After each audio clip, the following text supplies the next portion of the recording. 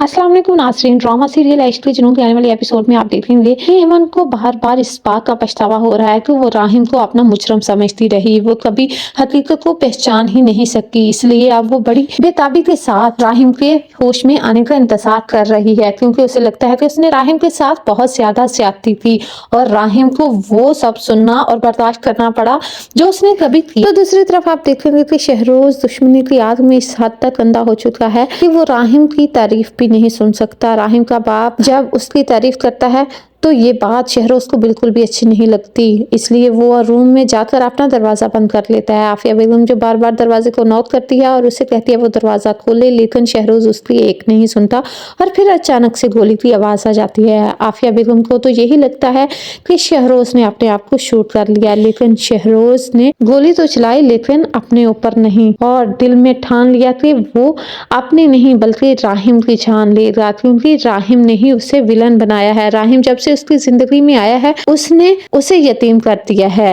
राहिम ने उसके हिस्से की मोहब्बत, प्यार और तवज्जो हासिल कर ली। वो अपनी माँ से कहता है कि राहिम यतीम राहिम को घर लाकर आपने मेरे हिस्से की मोहब्बत उसे दे दी। मैं राहिम को इसके लिए कभी भी माफ नहीं करूंगा, और मैं क्यों अपने आप को मारूं, मैं उसे ही क्यों ना मार दूं जिसने मुझे विलन बनने पर मजबूर कर दिया है। अब शहरोज के इरादे देखकर आफिया तो बहुत ज्यादा परेशान हो जाती है, और यहाँ पर शहरोज यहीं पर चुप नहीं रहता बल्कि वो हॉस्पिटल पहुंच जाता है और वहां जाकर राहिम का मास्क हटा देता है। वो नहीं चाहता कि राहिम अब इस दुनिया में रहे। जब वो राहिम का ऑक्सीजन मास्क हटा रहा होता है तो राहिम को होश आ जाती है और वो शहरोज को देख लेता है, और इसी वजह से घबराकर शहरोज वहां से चला जाता है।